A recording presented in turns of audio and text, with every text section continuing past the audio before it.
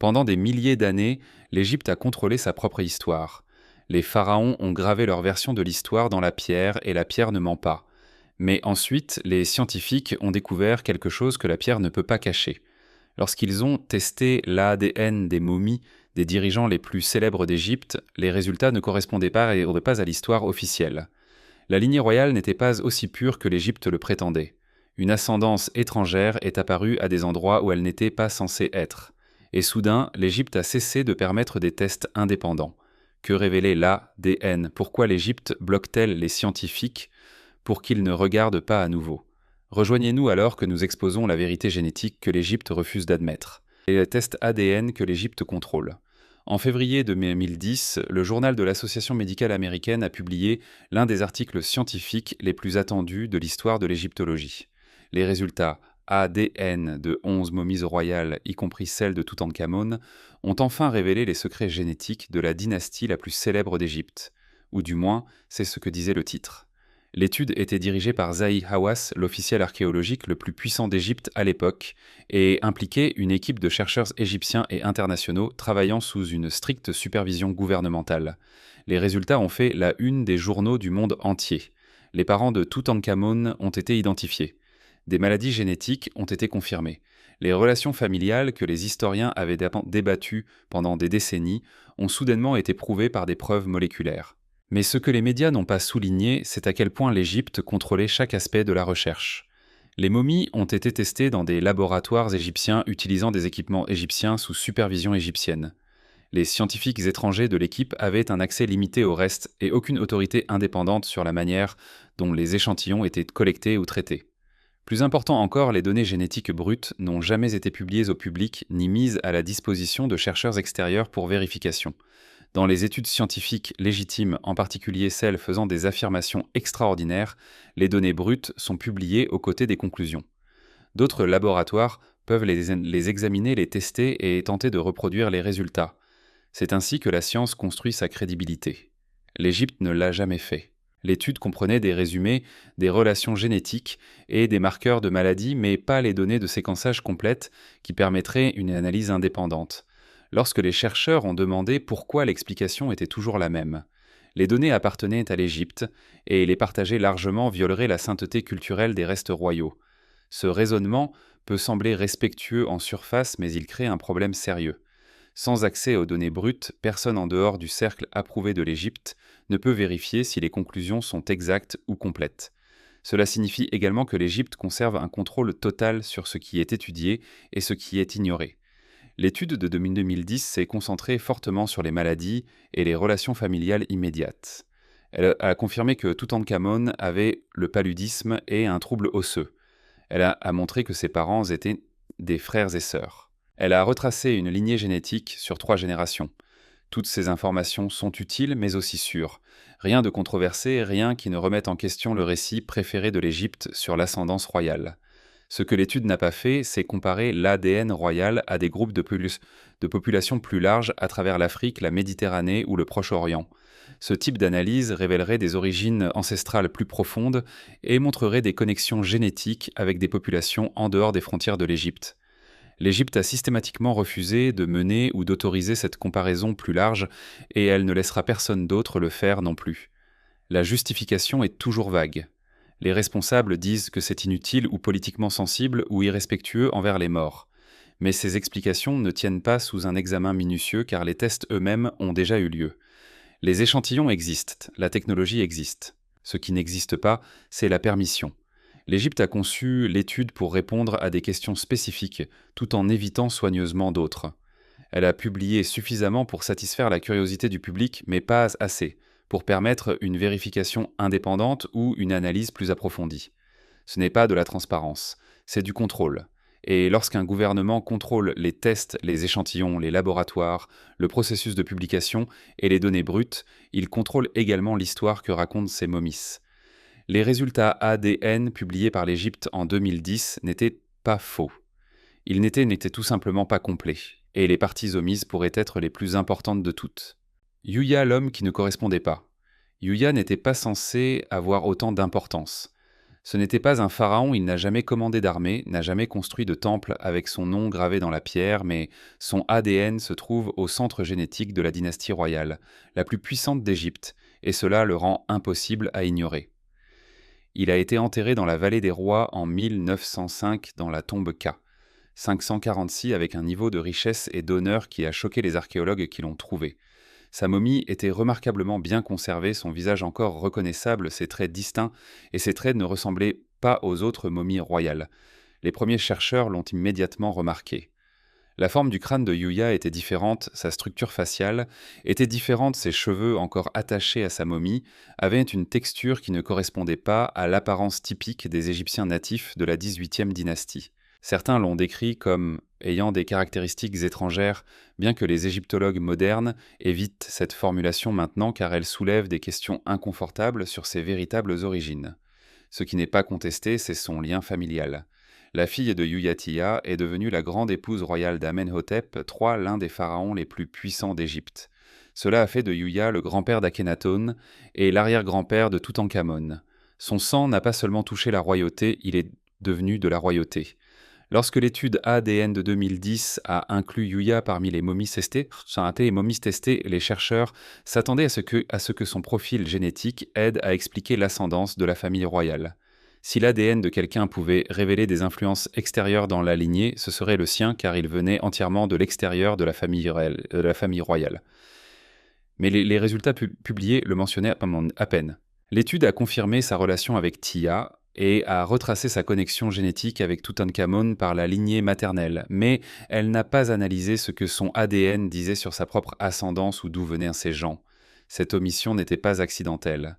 Les marqueurs génétiques de Yuya ne correspondaient pas au profil égyptien étroit que l'étude était conçue pour mettre en avant et élargir l'analyse pour expliquer son arrière-plan aurait nécessité exactement le type de comparaison de population plus large que l'Égypte refuse de mener. Certains chercheurs ayant examiné les données de l'étude ont remarqué autre chose.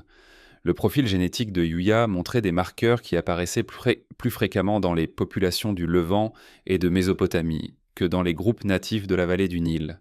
Ces observations n'ont jamais été officiellement confirmées car l'Égypte contrôle l'accès aux données brutes, mais elles s'alignent sur ce que les anthropologues physiques soupçonnaient depuis des décennies en se basant sur l'apparence de sa momie. Si Yuya portait une ascendance étrangère significative, alors ses descendants aussi. Taa a transmis ses gènes à Akhenaton. Akhenaton les a transmis à Toutankhamon. Le sang étranger que Yuya a introduit n'a pas disparu. Il est devenu une partie de la lignée royale pendant des générations. L'Égypte n'a jamais abordé cela directement. Lorsque Yuya est mentionné dans des discussions sur l'ascendance royale, la réponse c'est soit le silence, soit des déclarations vagues sur la diversité égyptienne qui ne répondent pas réellement à la question. Mais la question demeure, qui était Yuya avant de se marier dans la royauté? D'où venait sa famille et pourquoi l'Égypte évite-t-elle d'examiner la seule momie dont l'ADN pourrait prouver que la lignée royale n'était pas aussi purement égyptienne que le récit officiel le prétend. La tombe de Yuya était l'une des plus riches jamais trouvées. Sa momie a été préservée avec un soin extraordinaire. Ses descendants ont régné sur l'Égypte à l'apogée de son pouvoir. Mais ses origines restent un mystère que l'Égypte refuse de résoudre. Akhenaton, un pharaon sans origine claire. Akhenaton est l'un des pharaons les plus étudiés de l'histoire égyptienne et aussi l'un des moins compris. Son règne était court, radical et délibérément effacé par ses successeurs. Son corps, s'il a jamais été trouvé, continue de changer d'identité selon qui interprète l'épreuve. La momie connue sous le nom de V55 est officiellement reconnue par l'Égypte comme étant Akhenaton, mais cette identification a été contestée, révisée et questionnée pendant plus d'un siècle. Lorsque la tombe a été découverte en 1907, les restes à l'intérieur étaient endommagés et mal préservés. Les premières examinations estimaient que le corps appartenait à quelqu'un dans la vingtaine, beaucoup trop jeune pour être Akhenaton, qui a régné pendant au moins 17 ans et a eu plusieurs enfants. Pendant des décennies, les égyptologues ont débattu pour savoir si Cave 55 était Akhenaton, son co-régent possible, Smenkhara ou quelqu'un d'autre. L'âge ne correspondait pas, les preuves physiques étaient ambiguës et le contexte de l'enterrement était déroutant. Puis l'étude ADN de 2010 a déclaré le débat clos. Selon les tests génétiques K, Feu 55 était le père de Toutankhamun, ce qui signifiait que c'était forcément Akhenaton.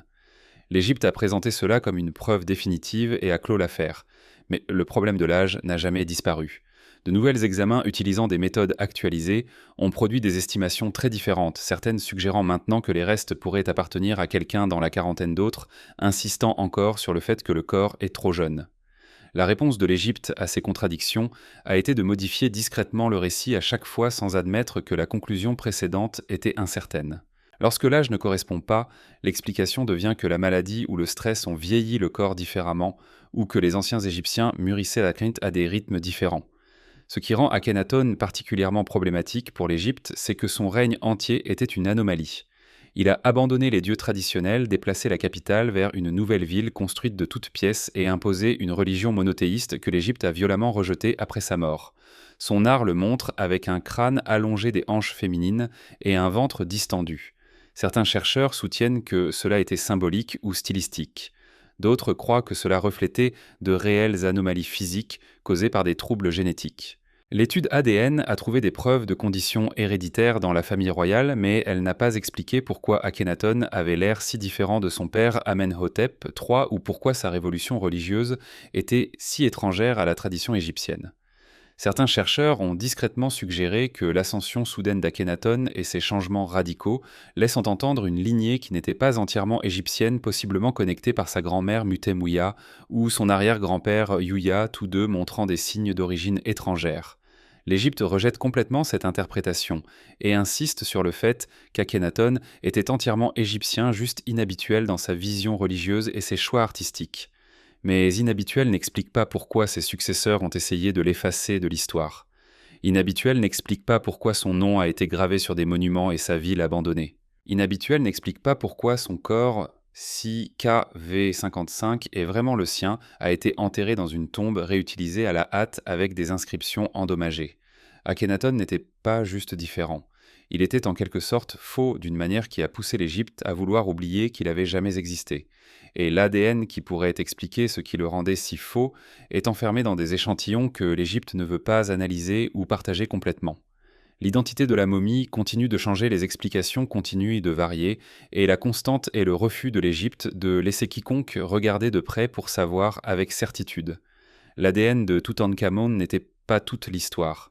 L'étude de 2010 a été présentée au public comme la réponse définitive au mystère de la mort et de la lignée de Toutankhamon. Les titres l'ont qualifiée de novatrice. Les musées ont mis à jour leurs expositions. Les documentaires ont présenté les résultats comme une science établie. Mais ce que l'étude a réellement révélé était bien plus étroit que ce que les gens avaient été amenés à croire. La recherche s'est presque exclusivement concentrée sur deux choses: identifier les membres de la famille immédiate de Toutankhamon et cataloguer les maladies génétiques qui pourraient expliquer sa mort précoce et ses handicaps physiques. Les deux objectifs ont été atteints. L'étude a confirmé que son père était la momie de K. 55, sa mère, était une sœur de cet homme, et ses grands-parents comprenaient Amenhotep III et la fille de Yuya-Tia. Elle a également trouvé des marqueurs génétiques pour le paludisme, un trouble osseux appelé maladie de Scholler et un pied-botte, tous susceptibles de contribuer à sa santé fragile et à sa mort précoce vers l'âge de 19 ans. Ces informations ont répondu à des questions que les égyptologues débattaient depuis des décennies et elles étaient réellement précieuses. Mais ce n'était pas toute l'histoire et ce n'était jamais censé l'être. Ce que l'étude a délibérément évité, c'était la question plus large que les généticiens extérieurs à l'Égypte continuèrent de poser. D'où venait cette famille royale à l'origine? Cette question nécessite un type d'analyse ADN. N complètement différent. Au lieu de simplement comparer les momies entre elles, vous les comparez à des populations de référence provenant de toute l'Afrique, de la Méditerranée, du Levant, de Mésopotamie et d'Anatolie. Les bases de données génétiques modernes contiennent des échantillons de populations anciennes dans toutes ces régions. Faire correspondre les momies royales à ces bases de données révélerait des origines ancestrales des schémas de migration et des connexions génétiques avec des groupes en dehors des frontières de l'Égypte. La technologie pour le faire existait en 2010 et elle n'a fait que devenir plus précise depuis. L'analyse n'aurait pas nécessité d'échantillons supplémentaires ou de tests invasifs. Elle aurait pu être réalisée en utilisant l'ADN qui avait déjà été extrait. L'Égypte a choisi de ne pas le faire. La section méthodologie de l'étude le rend clair. Les chercheurs ont explicitement limité leur analyse aux relations familiales et aux marqueurs de maladie.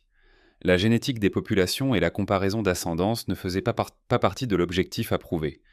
Cette limitation n'était pas une nécessité scientifique. C'était une frontière délibérée fixée par les autorités égyptiennes avant le début de la recherche. Lorsqu'on leur a demandé pourquoi l'explication de l'Égypte était que le but de l'étude était médical et généalogique, pas anthropologique. Les questions d'ascendance étaient considérées comme en dehors des objectifs du projet, mais ce cadre est trompeur, car comprendre d'où vient une famille royale est directement pertinent pour comprendre qui elle était. La génétique ne se sépare pas proprement en catégories médicales et ancestrales. Le même ADN qui montre des maladies montre aussi des origines. Le refus de l'Égypte d'inclure une analyse d'ascendance suggère que le gouvernement savait ce que ces données pourraient révéler et a décidé qu'il était plus sûr de ne pas regarder. L'étude a confirmé que les parents de Toutankhamon étaient étroitement liés, ce qui expliquait ses problèmes de santé. Mais elle n'a pas expliqué d'où venaient ses arrière-arrière-grands-parents, ni si la lignée royale portait une contribution génétique significative de population en dehors de l'Égypte. Ces réponses existent dans les échantillons que l'Égypte contrôle encore. L'ADN est là préservé et catalogué, attendant d'une analyse que l'Égypte refuse d'autoriser. L'étude de 2010 n'était pas fausse sur ce qu'elle a testé. Elle était incomplète par conception. Elle a répondu aux questions que l'Égypte voulait voir répondues, et a soigneusement évité celles que l'Égypte ne voulait pas poser. Ce n'est pas ainsi que fonctionne une science complète. C'est ainsi que fonctionne une science contrôlée. Et la différence compte parce que l'histoire que l'Égypte a racontée au monde n'était pas fausse. Elle n'était tout simplement pas terminée. Du sang étranger sur le trône. L'histoire officielle de l'Égypte célèbre ses pharaons comme des maîtres de la diplomatie, forgeant des alliances avec des royaumes à travers le monde ancien. Les mariages royaux ont scellé des traités avec Mitanni-Babylone et l'Empire hittite. Des princesses égyptiennes ont été envoyées à l'étranger et des princesses étrangères sont arrivées en Égypte pour devenir reines. Ce n'est pas de la spéculation ou de l'histoire révisionniste. C'est documenté dans des correspondances diplomatiques gravées sur les murs des temples et enregistré dans des lettres anciennes qui ont survécu pendant des milliers d'années. Amenhotep III a épousé au moins 2 princesses de Mitanni. Thoutmosis IV a pris une épouse mitannienne qui est devenue la mère de son héritier. Ramsès II a épousé une princesse hittite lors d'une cérémonie qui a été commémorée par des monuments et des déclarations officielles. Ce n'étaient pas des mariages symboliques ou des gestes politiques mineurs. Ces femmes portaient le titre de grande épouse royale, vivaient dans des quartiers de palais, mettaient au monde des enfants pouvant hériter du trône et façonner la succession du pouvoir égyptien pendant des générations. L'Égypte reconnaît ouvertement tout cela dans les expositions muséales et les chronologies historiques. Les mariages diplomatiques sont présentés comme une preuve du prestige international de l'Égypte et de sa stratégie politique sophistiquée. Mais lorsque la conversation se tourne vers la génétique, le ton de l'Égypte change complètement. Soudain, ces mêmes mariages sont décrits comme culturellement insignifiants, génétiquement non pertinents ou trop isolés pour avoir significativement affecté la lignée royale. La logique s'effondre sous un examen de base. Si une princesse de Mitanni devient reine et que son fils devient pharaon, l'ADN de Mitanni est dans la lignée royale. Ce n'est pas une interprétation, c'est de la biologie. Et cela ne s'est pas produit une seule fois. Cela s'est produit à plusieurs reprises, à travers plusieurs dynasties s'étalant sur des centaines d'années. L'impact génétique devrait être évident et traçable en utilisant la même analyse ADN que l'Égypte a appliquée aux maladies et à la parenté. Des marqueurs provenant de populations levantines, anatoliennes et mésopotamiennes apparaîtraient serpentantes clairement dans les momies royales, si l'Égypte se donnait la peine de les rechercher. Mais l'Égypte refuse de mener cette analyse et bloque les chercheurs extérieurs qui souhaitent le faire indépendamment. L'explication est toujours vague. Les responsables affirment que la comparaison d'ascendance est politiquement sensible, ou qu'elle risque d'être mal interprétée, ou qu'elle manque de respect envers l'identité culturelle de l'Égypte ancienne. Ce qu'ils ne disent pas, ne donnent pas, c'est pourquoi prouver que les pharaons égyptiens avaient une ascendance étrangère serait irrespectueux, surtout lorsque l'Égypte elle-même admet que le mariage a eu lieu. La contradiction est flagrante. L'Égypte veut être reconnue comme une puissance internationale connectée au vaste monde ancien, mais elle veut aussi préserver l'idée que sa lignée royale est restée génétiquement pure et distinctement égyptienne, malgré des siècles de mariage avec la noblesse étrangère.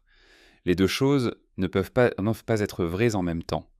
Soit la famille royale est restée isolée et a évité un mélange génétique significatif, ce qui contredirait le registre historique des mariages diplomatiques, soit elle a épousé des étrangers dont l'ADN est devenu une partie de la lignée royale, ce qui apparaîtrait dans les tests génétiques. L'Égypte a choisi de célébrer les mariages tout en niant leurs conséquences biologiques, et cette position n'a de sens que si le gouvernement a peur de ce que l'ADN pourrait réellement prouver. Les reines étrangères ont existé. Leurs enfants ont régné. Leur sang coule dans les veines des pharaons égyptiens les plus célèbres. L'Égypte ne nie pas l'histoire. Elle refuse simplement de confirmer ce que cette histoire signifie sur le plan génétique. Et ce refus en dit plus que n'importe quel test ADN ne pourrait jamais le faire. Les preuves sont là documentées dans la pierre et préservées dans les tombes royales. L'Égypte ne laissera tout simplement pas la science vérifier ce que le registre historique prouve déjà. Pourquoi les tests indépendants sont toujours bloqués ? Depuis la publication de l'étude de 2010, des dizaines de chercheurs indépendants provenant d'universités et d'instituts génétiques du monde entier ont soumis des demandes formelles pour retester les momies royales en utilisant une technologie ADN mise à jour. Chaque demande a été refusée.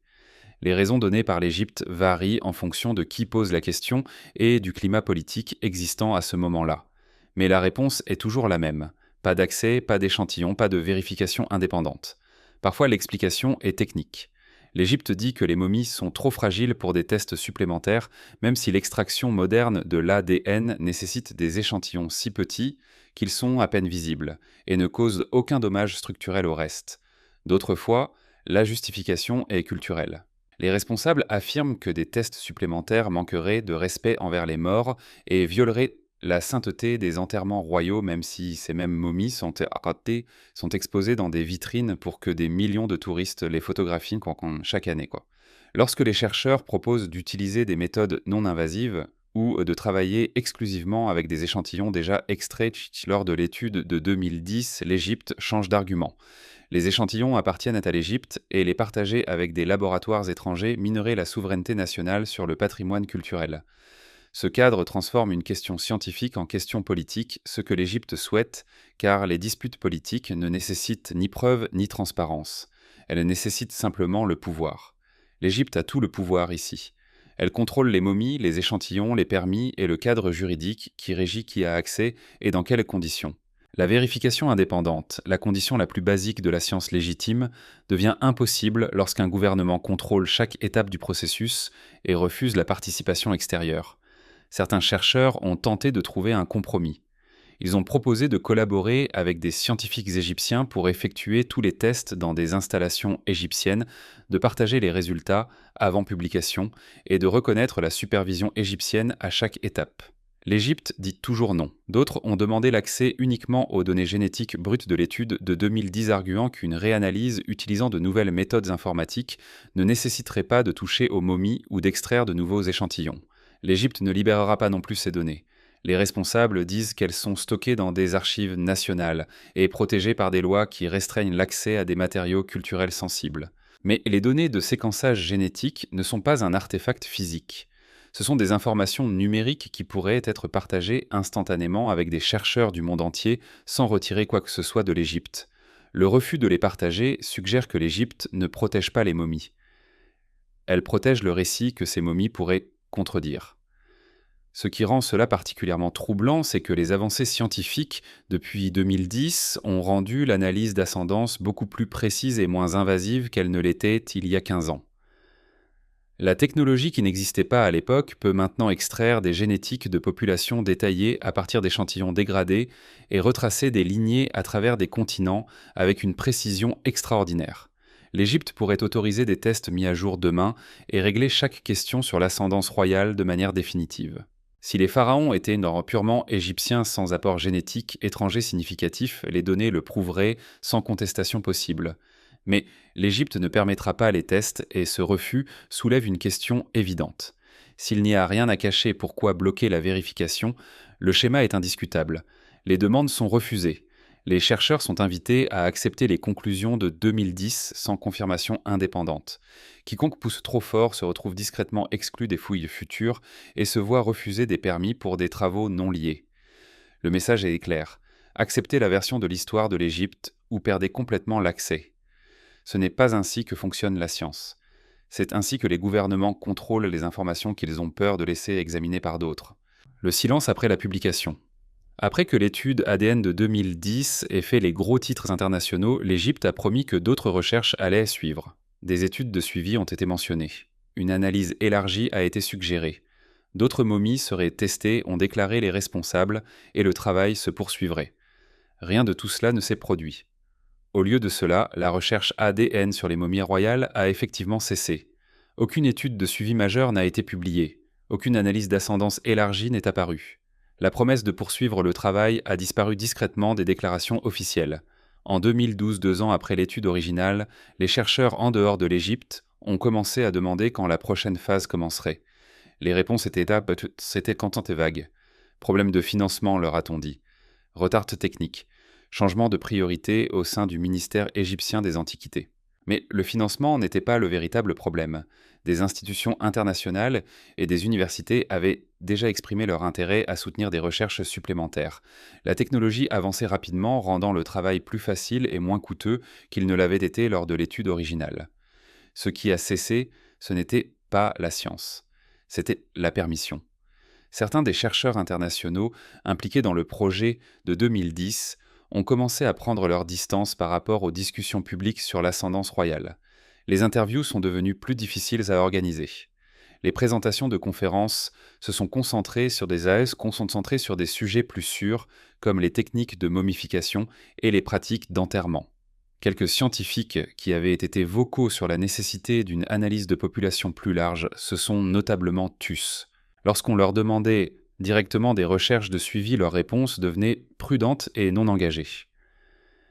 Ce type de silence ne se produit pas par accident. Cela se produit lorsque les gens réalisent que parler ouvertement a des conséquences professionnelles. L'Égypte contrôle l'accès à l'un des paysages archéologiques les plus importants du monde. Les chercheurs qui souhaitent y travailler, qui ont besoin de permis pour des fouilles ou des études, comprennent que maintenir de bonnes relations avec les autorités égyptiennes est essentiel à leur carrière. Critiquer l'approche de l'Égypte en matière de recherche ADN royale ou pousser trop fort pour des tests indépendants est un moyen rapide de perdre cet accès. Ainsi, la conversation a changé. Au lieu d'exiger des études de suivi ou de s'interroger sur les raisons pour lesquelles l'analyse d'ascendance n'a jamais été complétée, les chercheurs ont commencé à présenter l'étude de 2010 comme complète et suffisante. Les médias sont passés à d'autres histoires, l'intérêt public a diminué et le contrôle de l'Égypte sur le récit s'est solidifié sans que quiconque ne fasse d'objections publiques fortes. Quelques scientifiques indépendants ont continué à poser des questions inconfortables, mais ils l'ont fait discrètement dans des articles académiques avec un langage soigneux qui évitait les accusations directes. Ils ont souligné les lacunes dans les données publiées. Ils ont noté l'absence d'analyse de haplogroupes. Ils ont suggéré que la génétique de population comparative renforcerait les conclusions. Mais ils n'ont pas accusé l'Égypte de suppression délibérée car cette accusation mettrait fin à leur carrière.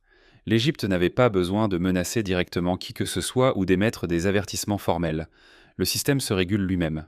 Les chercheurs qui souhaitent continuer à travailler en Égypte apprennent rapidement quels sujets sont acceptables et quelles questions sont trop dangereuses à poser à voix haute.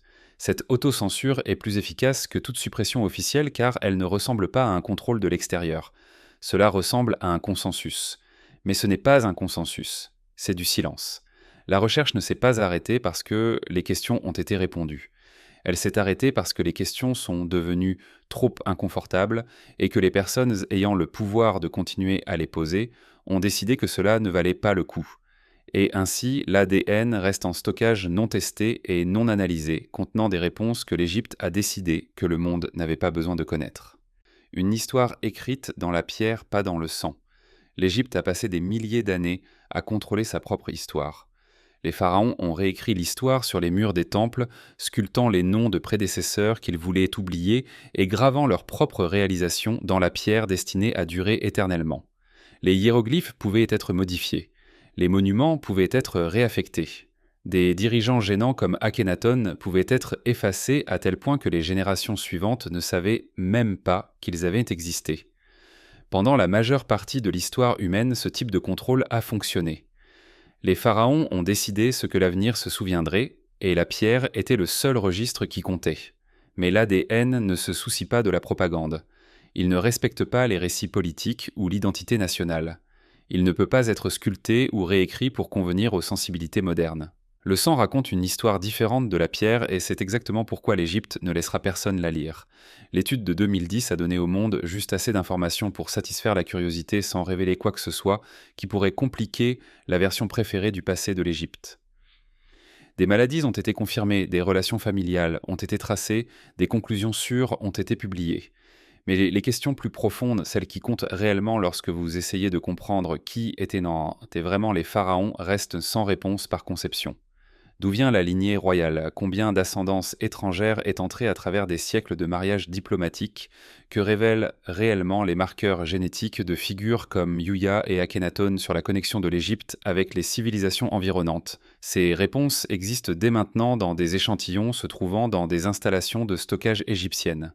L'ADN a été extraite. La technologie pour l'analyser existe. Des chercheurs internationaux sont prêts et disposés à faire le travail. Ce qui n'existe pas, c'est la permission. Et la permission est la seule chose qui se dresse entre le silence et la vérité. Le refus de l'Égypte d'autoriser des tests indépendants ou une analyse d'ascendance plus large n'est pas une question de respect envers les morts. C'est une question de contrôle sur ce que les vivants sont autorisés à savoir. Plus ce refus dure, plus il devient évident que l'Égypte ne protège pas son patrimoine. Elle protège une histoire que les preuves génétiques pourraient contredire. Et l'histoire que l'Égypte insiste à raconter est claire. Les pharaons étaient égyptiens purement et complètement sans influence étrangère significative digne d'être reconnue ou examinée. Mais l'histoire dit le contraire. Des mariages diplomatiques ont eu lieu, des reines étrangères ont régné. Des enfants avec une ascendance mixte ont hérité du trône. La seule question est de savoir combien de ce mélange apparaît dans l'ADN. Et l'Égypte a passé 15 ans à s'assurer que personne ne le découvre. Les preuves sont là. Les momies n'ont pas disparu. Les échantillons ne se sont pas dégradés au-delà de l'utilisation. La science n'a pas atteint une impasse. Ce qui manque, c'est l'honnêteté, celle qui permet d'examiner des vérités inconfortables au lieu de les enterrer sous des couches de déni bureaucratique et de contrôle narratif nationaliste. La pierre peut mentir, les monuments peuvent tromper, les histoires officielles peuvent être soigneusement modifiées pour mettre en avant certains faits tout en effaçant d'autres. Mais l'ADN n'oublie pas. Il ne s'ajuste pas pour répondre aux besoins politiques. Il reste juste là, attendant, portant des vérités que l'Égypte a décidé qu'il était trop dangereux de confirmer. Donc la question n'est pas ce que l'ADN montrerait. La question est pourquoi l'Égypte a-t-elle si peur de laisser quiconque regarder? S'il n'y a vraiment rien à cacher, si les pharaons étaient vraiment aussi purement égyptiens que le récit officiel le prétend, alors la vérification devrait être accueillie, pas redoutée. Mais l'Égypte continue de dire non, et cette réponse vous dit tout ce que vous devez savoir. Si vous avez aimé cette vidéo, aimez et abonnez-vous et cliquez également sur la prochaine vidéo affichée sur votre écran.